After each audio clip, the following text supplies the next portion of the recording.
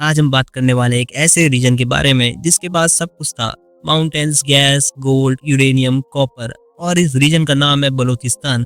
पर बलूचिस्तान के साथ हुआ क्या? राजनीति, जबरदस्ती, किसने किया, क्यों किया और कैसे एक आज़ाद राज्य बनने वाला इलाका बन गया एक पॉलिटिकल मैदान। आज की वीडियो में हम इसी के बारे में बात करेंगे। दोस्तों, कहानी शुरू होती है 19th सेंचुरी में, जब दुनिया की दो सुपर पावर ब्रिटेन और रशिया एक इनविजिबल चेस बोर्ड पर गेम खेल रहे होते हैं। रशिया अफगानिस्तान के रास्ते इंडिया तक ना पहुंच जाए और रशिया का बढ़ता इन्फ्लुएंस इंडिया तक ना आ जाए, ये डर ब्रिटिशर्स के दिमाग में बैठ चुका था। इसी डर के कारण ब्रिटिशर्स ने सोचा कि बलूचिस्तान में एक बफर जोन बना दिया जाए। अगर बलूचिस्तान में बफर जोन बन जाता तो रशिया कभी भी इंडिया के बॉर्डर तक नहीं आ पाता और ना ही रशिया का इन्फ्लुएंस इंडिया तक पहुंच पाता। अब बलूचिस्तान में एक बफर जोन बनाने के लिए ब्रिटिशर्स ने बलूचिस्तान में राज कर रहे खान ऑफ कलात से एक ट्रीटी साइन कराई, जिस ट्रीटी की वजह से बलूचिस्तान में ब्रिटिशर्स का इन्फ्लुएंस बढ़ गया और बलूचिस्तान ब्रिटिशर्स के लिए एक बफर जोन बन गया। पर एक बात याद रखना, ब्रिटिशर्स ने कभी भी बलूचिस्तान में इंडिया की तरह राज नहीं किया और ना ही उन्हें एक आज़ाद देश की तरह रहने दिया। अब 1947 में ब्रिटिशर्स जा रहे थे और इंडिया और पाकिस्तान दोनों डिवाइड हो चुके थे और कलात स्टेट भी अपने आप को एक इंडिपेंडेंट स्टेट डिक्लेयर कर चुका था। अब 1 अगस्त 1947 में कलात ने इंडिपेंडेंस डिक्लेयर की, लेकिन पाकिस्तान माना नहीं। खान ऑफ कलात पर प्रेशर डाला गया और 27 मार्च 1948 को उसे फोर्सफुली पाकिस्तान में मर्ज कर दिया गया। जब कलात स्टेट को पाकिस्तान के साथ जबरदस्ती मर्ज किया, तब बलोच लोग चुप नहीं बैठे, वो लड़ते रहे, लेकिन सीधी जंग नहीं, एक चालाक जंग, गोरिल्ला वॉरफेयर। ये वही वॉर स्टाइल है जिसमें बलोच फाइटर्स छुप के वार करते थे, पहाड़ों में बेस बना के आर्मी कॉन्वॉय पे सडन अटैक करते थे और फिर जंगलों में गायब हो जाते थे।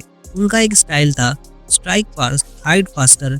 1970s में ये मूवमेंट और तेजी से बढ़ा और बलोच जंगली इलाकों में बेस बना के पाकिस्तानी आर्मी के नाक में दम कर चुके थे। और बलूच लोग ये सब इसलिए कर रहे थे क्योंकि 1948 में जब पाकिस्तान ने बलूचिस्तान को जबरदस्ती मर्ज किया तो सिर्फ एक टेरिटरी नहीं, एक आइडेंटिटी भी छीन ली गई। बलूच लोगों के सपने, उनकी आज़ादी की चाह, सब कुछ एक पॉलिटिकल डिसीजन के नीचे दबा दिया गया। बलूचिस्तान के लोग हैरान थे, गुस्से में थे, उन्हें लगा उनके साथ धोखा हुआ है। कलात के रूलर ने जो ट्रीटी साइन की थी उसे झूठा बोलकर तोड़ दिया गया। इसी गुस्से से जन्मा एक रेजिस्टेंट मूवमेंट, और यही मूवमेंट पाकिस्तानी आर्मी संभाल नहीं पाई। जब बलोच फाइटर्स ने गोरिल्ला वॉरफेयर का रुख अपनाया तो पाकिस्तानी आर्मी बिल्कुल हिल गई। उन्हें समझ ही नहीं आया कि ये लड़ रहे हैं या ये हवा बन के गायब हो जाते हैं। आर्मी के पास टैंक थे, हेलीकॉप्टर थे, पर जंगलों में और पहाड़ों में छुपी बलोच आर्मी की आग को बुझाना उनकी बस की नहीं थी। हर अटैक के बाद बलोच फाइटर्स जंगल में छुप जाते और पाकिस्तानी आर्मी के हाथ खाली रह जाता। पाकिस्तानी आर्मी गोरिल्ला वॉरफेयर हार रही थी तो उन्होंने एक पॉलिटिकल चाल रची। पाकिस्तान ने बलोच फाइटर को बोला, अब जंग बहुत हो गई है, चलो बैठ के बात करते हैं, अमन चाहते हैं, लड़ाई खत्म करो।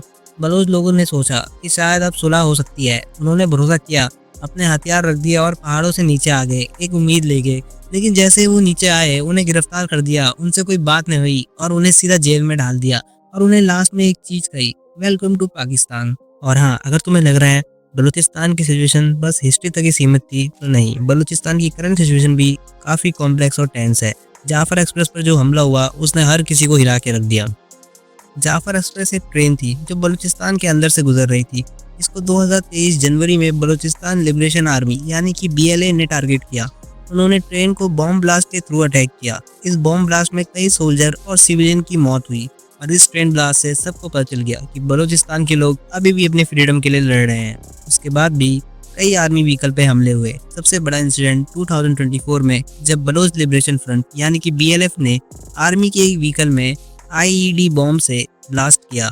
ये अटैक क्वाता के आसपास हुआ था। इस ब्लास्ट में कई आर्मी के लोग मारे गए और आज भी बलूचिस्तान में गोरिल्ला वॉरफेयर काफ़ी इंटेंस है। आर्मी के अपने ऑपरेशन चल रहे हैं, लेकिन बलोच मिलिटेंट भी काउंटर अटैक कर रहे हैं। बलूचिस्तान लिबरेशन आर्मी और बलूचिस्तान लिबरेशन फ्रंट दोनों एक साथ मिलकर काम करते हैं। उनका कहना है कि जब तक उन्हें अपनी हक की आज़ादी नहीं मिलती, ये स्ट्रगल जारी रहेगा। बलूचिस्तान के लोकल लीडर्स भी इंटरनेशनल लेवल पर अपनी आवाज़ उठा रहे हैं। मैरंग बलोच जैसे एक्टिविस्ट अपनी वॉइस को ग्लोबल प्लेटफॉर्म पर ले जा रहे हैं, लेकिन पाकिस्तानी गवर्नमेंट इन चीज़ों को इग्नोर करती है और बलोच रेजिस्टेंस को टेररिज्म के लेवल के साथ इंटरनेशनल लेवल पर दिखाया जाता है। अभी भी बलूचिस्तान का फ्यूचर अनक्लियर है। क्या बलूचिस्तान को आज़ादी मिलेगी, ये सवाल हर किसी के जहन में है, लेकिन जो अभी चलता आ रहा है वो भी एक कॉन्स्टेंट स्ट्रगल है। तो इसीलिए हर फैसला सिर्फ दिल से नहीं, दिमाग से भी लेना पड़ता है। अपने हिस्ट्री को समझना और सीखना ही एक समझदार देश की पहचान होती है।